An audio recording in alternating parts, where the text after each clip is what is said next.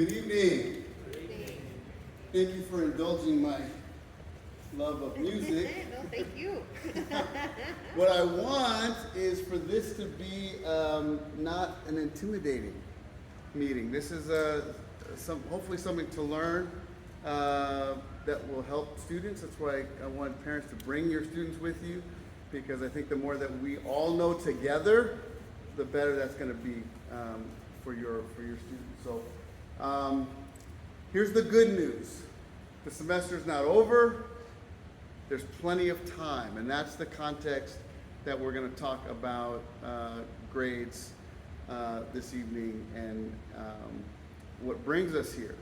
So students at the quarter, we'll talk about this a little bit more when we get to those slides. The quarter grades are really semester progress grades, right? They're not permanent. They don't mean anything in terms of your record. It's an indicator that if you continue on this path, this is what your grade could look like. And so what we're trying to do with this Back on Track is to prevent the continuation of some negative paths with grades. So that's what we're doing tonight. That's why you're here. Either you're failing a class, or maybe you had multiple B's in classes. And the reason for that is, for those who are interested in four-year university, a D is the equivalent to an F, right? And so that's why you're here with a D. But certainly if you have an F in a class that's required for graduation, now we're limiting graduation. So that's why we're here. But we're going to talk about graduation requirements, HUG requirements, and their importance. I have this bullet point about Aries, but there's not really a slide about Aries, but I'll talk about it. But we're going to talk about types of studying, like what does that mean? We have some tutoring schedules and some time for questions. This is not going to be long. I know that some of you came right from work, brought your whole family, and I will let you know that my wife is waiting for me at home, and so I'm not going to keep you here till the wee hours of the morning. So I really talked about this already, like why you're here, but really the real reasons that students have troubles with their academics. Poor attendance is the number one. So if you're also getting phone calls about truancies or tardies, that is really the number one reason why students are not achieving where they should. Not completing and turning in homework. So if you're like me, when I was in school, sometimes I did my homework and didn't turn it in because I was scared. I'm afraid that something I did was wrong. We have to get over that because teachers have to know what you're doing wrong. No scheduled time for study, right? Parents, we all have a job, right? If no one ever gave us a time to come to work, it probably wouldn't work. Right, the pandemic kind of tested that a little bit, right? If we're not given a time, it might get done, it might not get done. And then a fear of asking for help. Again, that embarrassment of like, it's okay not to know something. I talk to students all the time, and they say, well, I don't want to take that class because I don't know it. You're not expected to know the class before you enter it. And so in the course of a class, you're going to have some difficulties and some struggles. And the teacher is there wanting you to ask questions. And then what I have found here at Quinta High School, more than any other school that I've been, is a sense of feeling overwhelmed and a sense of pressure. Right? There's no secret that La Quinta is the highest academic school in the district. We're 58th in the state. Like all of that to me, I gotta say, is kind of not really important, right? Because it really doesn't matter if you feel so pressured that you can't achieve. So there's everybody here, every student here, your education is really about you. It's not where La Quinta ranks in California. Once you get an education, no one can take it from you. Once you have knowledge, no one can rip that from your brain. But here there's a lot of pressure. Like I have to go to UCLA, and I have to go to Stanford, and I have to take every AP class offered. And so even if maybe you're not in any of those courses, there still is some pressure. Like I should do that, or I want to do that, and sometimes that will kind of stifle what you know to do. Real quickly, I want to go over graduation requirements, right? So you know what we're expecting of students when they graduate. And by the way, if you have any questions at any time, raise your hand, call out, and I will do my best to answer your question. Can't hear me? Oh, is that better? Okay. I think that I'm talking really loudly, but maybe because I was playing that music so loud, I am not so loud. So there's required courses for graduation. In Garden Grove Unified, you need 4 years of English, 3 years of math, 2 years of science, 1 year that is a physical science. We actually have a physical science class, a chemistry class, physics. Those are all physical science courses. Life science would be biology, AP Bio, human body systems, any course that deals with life science. There's a 3-year social science requirement. So sophomores, you take world history your sophomore year, juniors are U.S. history in your junior year, and senior year you take a semester of econ and a semester of civics. Those are your 3 years. We also have some elective courses and AP courses, but those are the basic courses. There is a 2-year requirement for PE, or as one of my colleagues says, physical education. Say those, she yells at me every time I say PE.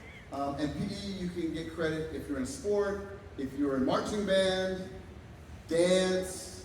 There's a variety of ways to get that as well. And then there's 1 semester of health, so every student takes health. And then there's 13 elective courses. So those are courses that are not specifically required towards graduation to get to 220 credits to graduate. Right? And so what you'll see, and as a district, you have done a really good job of graduating students at a very high rate, and then graduating students eligible for college and career. So I show you this slide again, not to pressure you if a 4-year university is not what you're thinking about, but if you follow just the courses that we put you in to graduate, you are going to, with a few tweaks, make your A through G. So for going into a California college or university, they require 4 years, we require 4 years, 3 years of math, they recommend 4 years. So most of our students take 4 years of math. Science, there's a 2-year requirement, but they recommend a 3rd year. UC requires chemistry, so the life science, like biology would be the biological science. 2 years of social science, which is exactly, oh no, we have more social science required. So you're going to get that just by graduation. A language other than English, we offer Spanish, Vietnamese, and French, and they require 2 years, but they recommend 3. And then there's a visual performing art requirement, 1 year, and then there's an elective year, which is just an additional year of any of those other categories. So really, if you just take a language other than English, so you take Spanish 1, 2, and you take drama, that's pretty much the tweak that you're going to need to make your A through G courses. So that's why sometimes when you sit with your counselor, you might say, well, drama, that's not such a big deal, right? I don't need drama to graduate, but it is an A through G requirement, and it actually does fulfill, I'm blanking right now, multiple ways that you can meet some of these requirements. So, but that's just to show you, again, to look at that, really to address that pressure piece. Like, why is it that we emphasize all these rigorous courses, and why it's such an intense, because our graduation requirements and A through G requirements are pretty closely aligned, okay? So if you want to be eligible, there's just a couple of classes to take, so it's really not that difficult. if that's something you really want. One of the other things, especially for any freshmen here, what, you're freshmen? I would have, freshmen over here? Okay. This is the most difficult transition, right? Because in intermediate school, you get a grade every quarter, right? Our quarter grades, like I said earlier, for the sake of argument, are meaningless for your transcript. So we issue grades. First quarter, there's no credit issue. You get a grade. So this is kind of that progress of first semester. Your second quarter grade, we give you credit. So it's first and second quarter, makes up semester 1, and those courses that you get a D or above, you receive 5 credits. That same process happens third quarter. You might get a grade but no credit. Fourth quarter, you get 5 more credits based on third and fourth quarter grades. Right? So here's the good news about being here in this meeting tonight is that there's plenty of time to raise an F or a D by the time grade reports happen, which is in January. So there's time. You get nothing else from this. This is not a time to panic or be worried. It's a time to be informed, right? This is something that you can do. I've seen many students sit in meetings like this and come out fine and pass all of their courses. Now, so what happens if you don't pass? Let's say you make a choice, a path of travel that leads you to failing. And this is not, again, to scare you, but I think you need to know what you might be facing. So you're going to need to repeat courses. So if it's an English class, a math class, right, these are courses that you need specifically for graduation. You're going to have to repeat those courses. We have a program here, it's Apex. So we have a 7:15 class and a 3:30 class. And so if you fail geometry, we're going to put you in an Apex class and we'll retake that information. Okay? Now, and there's a lot of reasons why maybe you failed that class. It might be summer school. So there's an opportunity to take a full year of one course in summer school. So if you fail a year of geometry, then you can take that whole year in 6 weeks. Is it 6 weeks? Yeah. Two 3-week sessions for a total of 6. Well, let me go back here for a second. I had a student some years ago who graduated from high school in 4 years, but spent the equivalent of 6 years in class. Apex, we used to just call credit recovery. So he took semester courses, took a credit recovery class, took second semester courses, did summer school, first semester, credit recovery. He did it every year. One way or another, we're going to get you to graduate in 4 years or the equivalent of 6 years. Yes, sir. If you fail an elective, you don't necessarily have to repeat that specific class. So let's say your elective is computer science. It's not there, but you need the credits. So you wouldn't take Apex for that. You might go into a summer CTE course, but you have to have 220 credits. So you can have all the specific required courses, math, English, science, and be 5 credits short in electives, and then you won't be eligible to graduate. Yeah. What if you don't need the credit? If you don't, what do you mean by I don't need the credits? If you fail the elective class, but you don't need the credit. But you do need the credit. You may not need the class, but you need the credit because you have to have 220 credits. So if you are 5 credits short because you failed a computer science class or your film class, you got 215 credits, you won't graduate. So that's a good question because it's a little tricky. Right? Other consequences is that you fall behind in credits and skills. We talked a lot about credits, but when you fail classes, it really is an indicator of what you have learned or what you're able to do. Math is the best example. It builds on each other. So if you fail first semester of algebra, is second semester going to be easier or more difficult? Way more difficult. We almost never see someone fail first semester of math and pass second semester. If you take first semester of Vietnamese, is that going to impact second semester? Absolutely, right? Because it builds. If you don't learn the vocabulary, if you don't learn the order of operations, right? Everything builds on the other. Some other classes aren't as obviously building on each other, but science, those science concepts, like if you don't know, and I don't know science stuff, so I won't give you a real example, but like if you don't know, like, I can't even make that analogy. That's how bad I was going to try and use gravity, but you know, if you don't know gravity, you won't know anti-gravity. That's just a Star Trek. It's not real science.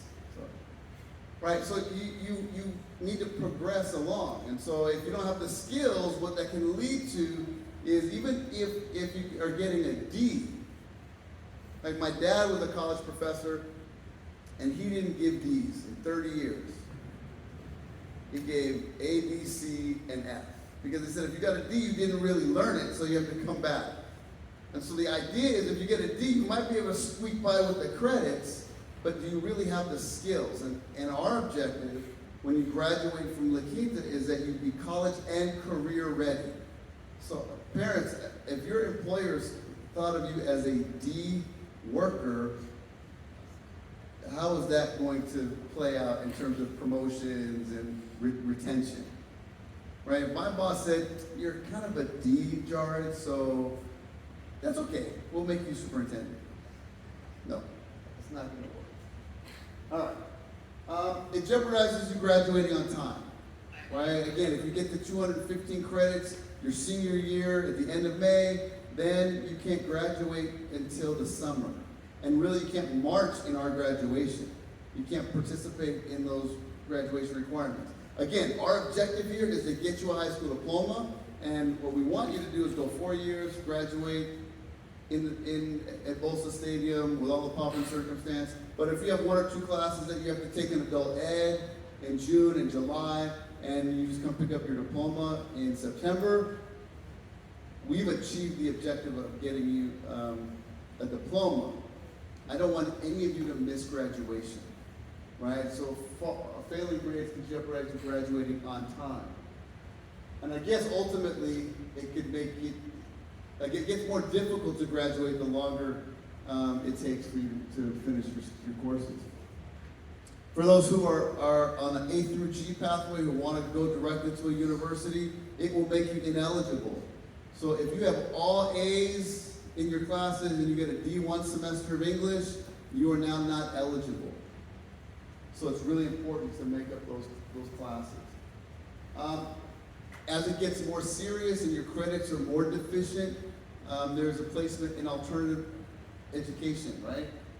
So we have Hare Continuation High School, which is a great school. If you need it, I don't want you to need it. So Hare is a school where students who are behind in credits, a semester or more can go and they can make up their credits while keeping pace with their current grade level. So 11, and you have to be 16, so it's 11th graders. So if you failed a semester worth of courses your freshman year, you can take your junior English, junior science, math, and all the classes that you failed. They issue grades like intermediate. So they issue grade four times a year they issue grades. It's a rapid system of learning. Not ideal, but if you need it, it's great. Again, I don't want any of you to need it.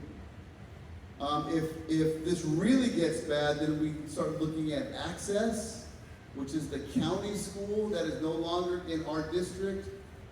It is a more individualized program. It's packet work. It's not, there's no A through G courses, although it is accredited, but it really is kind of the last option for students who just have decided, like, and for some students, a comprehensive experience, it just doesn't work. And so that is a great way to get your diploma, but I don't want you leaving the district, and I want your diploma to mean and have the most significance, the most credibility, the most prestige, which is a Garden Grove Unified District diploma. But these are really for students that are, like, have failed everything, and they're behind 2 years, 2.5 years.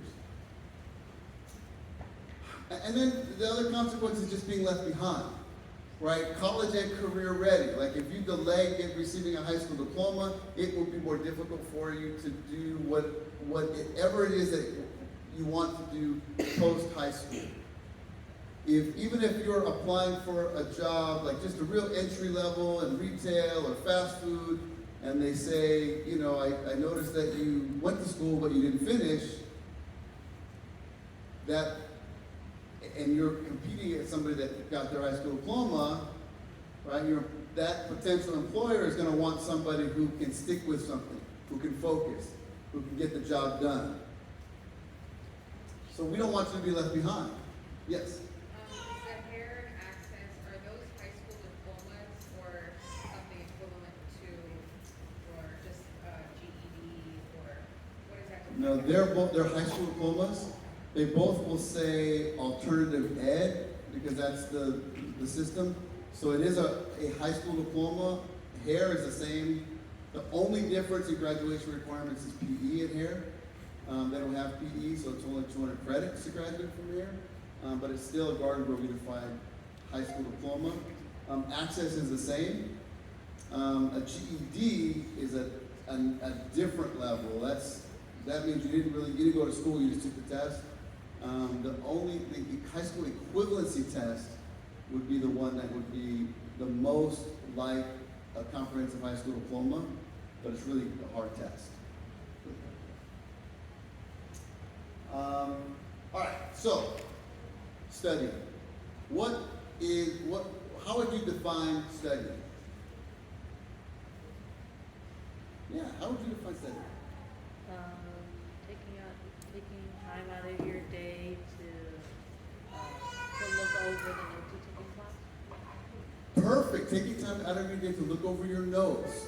Right, that's excellent. Because most of the time, students get homework and study confused because they are different things. So how should you study? Well, you should find the most quiet place possible. And I know I argue with students all the time. Oh, I want my TV on, my radio on, my earbuds. I want to, listen to, Cardi B. Inspires me to do my biology. It doesn't really work that way, right? You should really be in a place with no distractions, right? That's your phone, your TV, your PS5 or 4, your cell phone. Did I say that already? Even friends. And I know that this sometimes is difficult, and sometimes there are large families and there's not a quiet place, but it's quiet and with the least amount of distraction as possible. You can come to the library here at 7:30 in the morning and stay until 4:30 after school, and that will be a quiet place for you as well. Which brings me to the next one, is the same time, same place. Right, find a regular spot. I'm required to come to work every day at 7:30, and I have to go into my office at 7:30 every morning. In fact, if I didn't have a time that I was told to come to work, I probably wouldn't get as much done. Right? Same with studying. If you get into a routine of going to the same place at the same time, then you know that when you're in that space, that is a time to study. That's a time where you're going to not be distracted by anything else, and that's your study time. So, and the act of studying, right? You're going to review your notes. You're going to, what did I learn this morning in my math class? Can I still do it? Right? All your teachers have you take notes, right? Raise your hand real high. No, I won't make you do that. Oftentimes I talk to students and they have notes in their notebook and I say, when was the last time you actually looked at those notes? And they're like, eh. The assignment is not necessarily writing the notes, right? It creates a tool. It's a lot easier to read through your notes than to read a whole chapter. Right? So if you, and the teacher's going to tell you those things that are most important to learn or to remember. If the teacher writes something on the board, probably it's going to be on the text. You don't have to ask, is that going to be on the text? All right? So you want to review your notes. And if you don't understand something, you're going to write a question and make sure you ask the teacher in the morning. So for me, math was my Achilles heel. Like, I was not a good math student. I had to work extra overtime in math. And what I did is I would practice and practice and practice, and I would, if I had the wrong concept, I would practice the wrong thing. And I couldn't figure out why I didn't get the right answer. So your teachers don't want you to practice the wrong thing. So if you don't understand something, you write a question and show the teacher what you're doing and find out the right way. It's a lot easier to learn something the right way the first time than to unlearn something that is wrong. That's a life lesson that I could spend days talking about. Practice. Maybe like you get it, you understand it, but do a couple of math problems. Quiz yourself on some biology vocabulary, some of your Vietnamese vocabulary. Just quick. That could be a 10-minute process in a given class. Yeah, I got this. I'm ready for tomorrow. And in your more difficult classes, it might take you a little longer. I also suggest that you start with the more difficult class, the class that's your least favorite first. Does anybody want to guess why I say start with the class that you have the most difficulty with, that you like the least? Get it out of the way? Yeah, get it out of the way. Right? Get the challenging stuff there. Because what happens if you do all this stuff? Oh, it's 8 o'clock, I'm whizzing through my homework, right? I took some breaks, it's 10 o'clock, and now I'm like the hardest thing ever. I'm at the most tired part of my day. My brain is hurting. Are you going to push through? I mean, you might, but it's hard to stay motivated, right? You want to do those more difficult things when you're fresh. Big question, how many hours should I study every day? I mean, if you're studying 2 hours a day, that should be plenty. Now, I'm not talking about, if you're taking AP Calculus and AP Physics and AP this and AP that, AP the other, right? It's going to vary a little bit based on your course of study. But if you're taking, 5 or 6 classes that are, your college prep classes, maybe 1 or 2 AP courses, might need a little bit more time. But generally speaking, if you get into the habit of studying 1 to 2 hours a day, you are going to see a real increase. So from now until the end of the semester, if you commit, like how many hours do you study right now? Again, I won't make you raise your hand. I won't make you say it. Right? And let's break it down a little bit. So if you study for 15 minutes in each class, you really, math, what did I do? Math, science, English. What's the other 4th core? Math, science, English, social science. Thank you. Right, those are going to be your 4 core classes. 15 minutes each class. It's an hour. Like if you just review, if you have a test tomorrow, might be a little longer, right? If you're struggling with something, might be a little longer. But if you get the 2 hours, that's going to be pretty good, especially when you're a freshman, right? If you get into that habit, because then, and every year school gets a little more difficult. It should. You're going to get to the point where 2 hours is nothing. So if I need to go on another hour, then really I've only really studied for 1 hour, because it's a given that I do 2 hours, right? If you're not studying at all, don't try and go home tonight and study 2 hours right away. Start out, like if you have 0 hours, maybe start out with 30 minutes. Because here is the trick about being a good student and being successful. It's really about the effort that you put in, not about how smart you are. I know smart people who don't ever do anything, right? Because they have the work ethic. And the most addicting thing that you can ever experience is what? It's not a drug, it's not food, it's success. When you start getting good grades on your quizzes, on your tests, on your assignments, when you know the answers to questions, that is super addictive. And that's the good addiction. Right? We're talking about something that you really start connecting with. And if you start with 30 minutes and increase as needed and get up to 2 hours a day, and here's the other trick. If you study from 5 to 7, I was just talking to Yolanda, if you study from 5 to 7 o'clock every night, every day, how is that going to impact the amount of video games that you play? Or the amount of time you spend watching YouTube videos? Or the time you spend talking to your friends? Like, you still have 3-4 hours that you can watch television, go to a movie, hang out with your family, hang out with your friends. So I'm not talking about taking away all of your fun in life. I'm talking about adding to your life. And always keep in mind that studying and homework are not the same thing.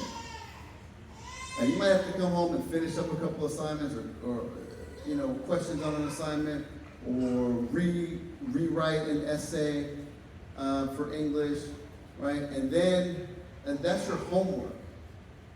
And I don't know how much homework teachers give here yet. I don't have a good sense of it. But I know in general, right, and sometimes the homework is practice, but make sure that you're reviewing. Even after you finish your homework, do I really know that? Or did I just get through it to finish it? So ask yourself, do I know this? Do I understand this grammar? Do I understand this equation? And be a thinker about what you're doing for your study. All right. And then make sure you ask for help. Right? A lot of times, and I meet with students who have to go to hair every year, at the end of the school year, end of semester. And about 50% of students that end up having to go to our continuation school are students that came to school every day, never got in trouble, were wonderful human beings, and just sat in class, and they looked very attentive, but they just didn't know what was going on, and they were too afraid to raise their hand and say, I don't get this. Your job is to say, I don't get this, as many times as it takes for you to get it. And if a teacher does it, it says, I don't have time for that, you come and tell me. You come and tell one of the other APs. My job is to make sure that teachers answer your questions and provide you with the answers that you need to be successful. And if a teacher ever makes you feel bad about not knowing something, that shame on that teacher. Come and tell me. Okay? All right, so talking about our basic, a little review. Come to school every day. Come on time. Do what teachers ask you to do in class every day. Right? That is that, I'm given an assignment by my boss, I get it done, I get a paycheck. Teacher gives you an assignment in class, knock it out, get it done, you get a grade. Complete your assignments and turn them in. I see some parents going, yeah, please turn it in. I can't tell how many backpacks I go through. I'm like, you have a semester's worth of homework. You're all done. It's okay if you get some of it wrong. Here's the thing. 50% is a lot better than 0%. It's the power of zero. If you don't turn anything in, you get nothing. If you get 50%, think of it like you can eat a half a pie or no pie. What would you choose? I mean, we should probably choose a piece of pie, but Thanksgiving is next week, so I'm going to choose at least a half a pie, right? Be an example of pride. Right? We spent a lot of time this week talking about pride, about Aztec pride, what that means in the classroom, for academics, for behavior, right? Perseverance, number one. Don't give up. Don't ever say, whatever. Keep at it. You don't get it, ask the teacher. Don't give up. Responsibility, right? Your responsibility, come to school every day. Your responsibility, get that work done the best you can. Your responsibility, ask questions. Be engaged in class. Wait a minute, let's skip. Innovation, right? We want you to take new knowledge and new information and do something with it. So if you haven't been studying, the innovation that I'm asking you to do, that your parents are sitting next to you and asking you to do, is be innovative and start a study habit. 15 minutes, 30 minutes, and build on that. Dignity. What did I say about success? The most addictive thing possible. You will never be more addicted to success. There's a lot of dignity in hard work and achievement and success. And you are going to be able to be really proud of yourself. Because who can take away what you learn? Nobody. If it's in there, you have it forever. And engagement. Right? Participate in your learning. Raise your hand, make comments, ask questions.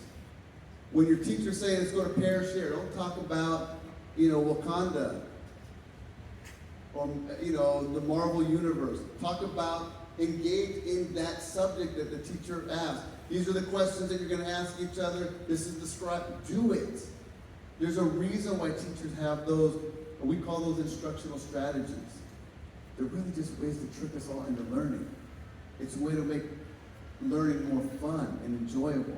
But if you don't engage in it, you don't get the benefit from it. And so that is our Aztec pride and how it relates to being successful. So resources. So the first, you have teacher conferences. So if you're really concerned, parents, and really maybe this is information, right? How do we apply it? How do we really get it going?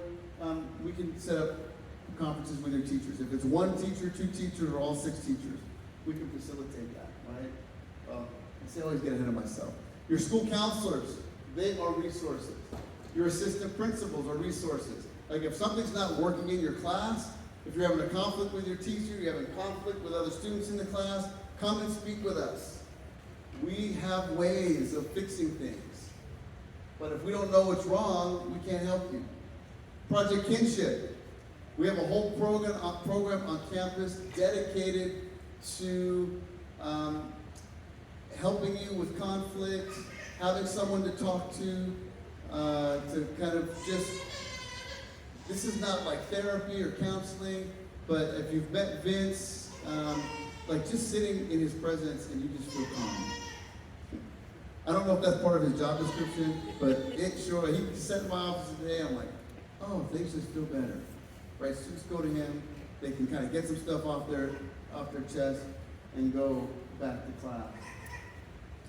What they do is they have restorative practices. That's really what they do. They mediate conflict. We do have social workers on campus. So sometimes our blockage to learning and being successful has to do with some other issue unrelated to education. We have students that have gone through, look, we've all been through trauma in the last almost 3 years now, right? It's something we can all relate to. Distance learning is still affecting our students, right? That gap of 2 years of seeing their friends and being out and being worried and seeing people get sick, that is affecting us, right? That's the extraordinary trauma. But then there's just the trauma of living, right? Maybe there's some family issues, maybe death in the family, maybe you're just feeling off and not yourself. We have what we call the Aspire Social Services. That does require a parental consent. So if that's something that you're interested in, we can provide that. Again, I talked before I click.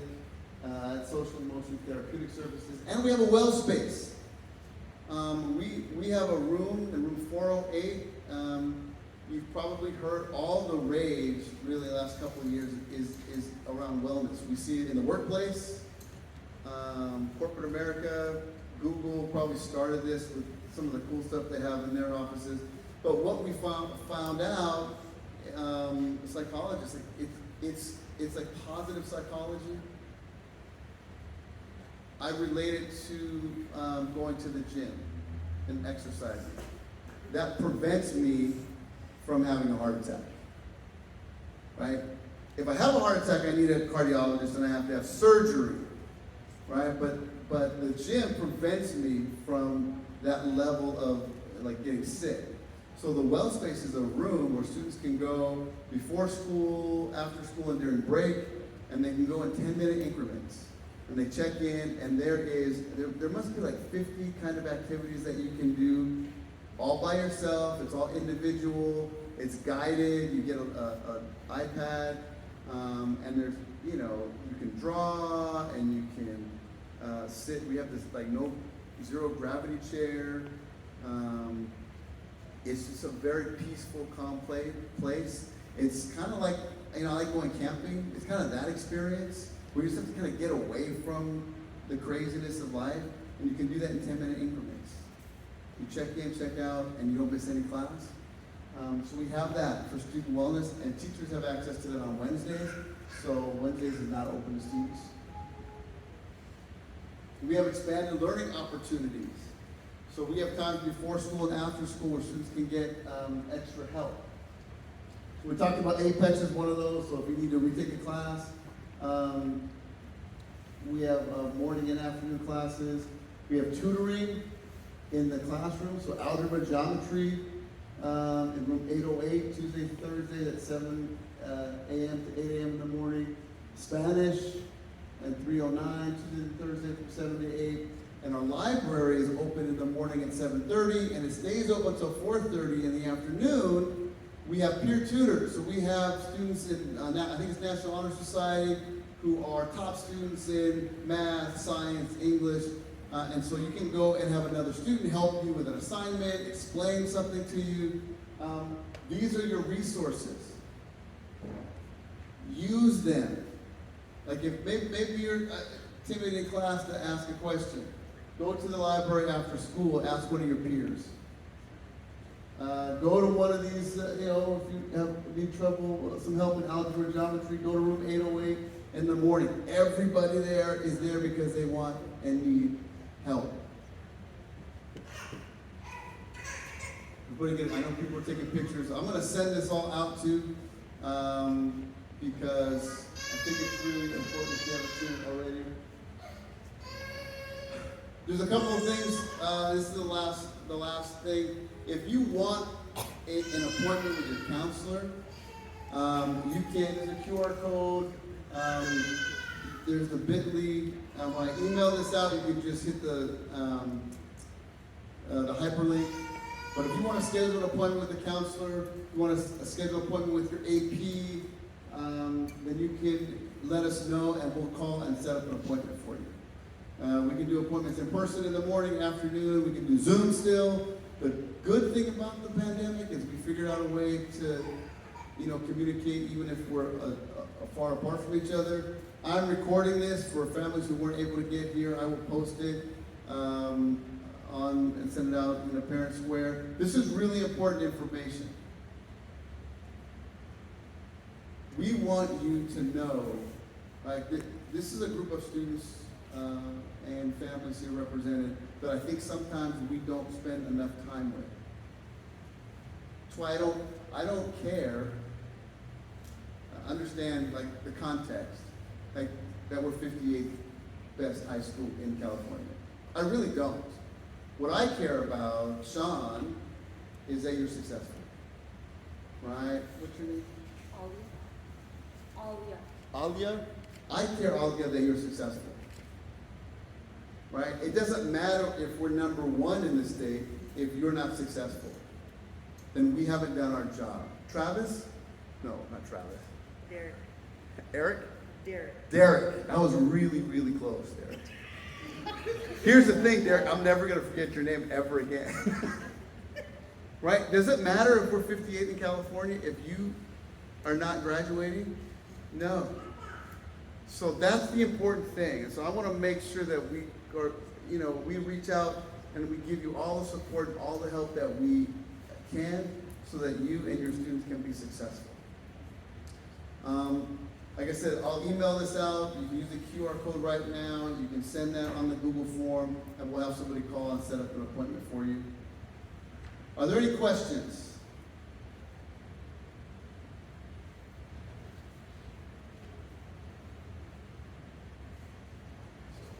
Has this been helpful? Yes. Right? Good, okay. Is this some motivation?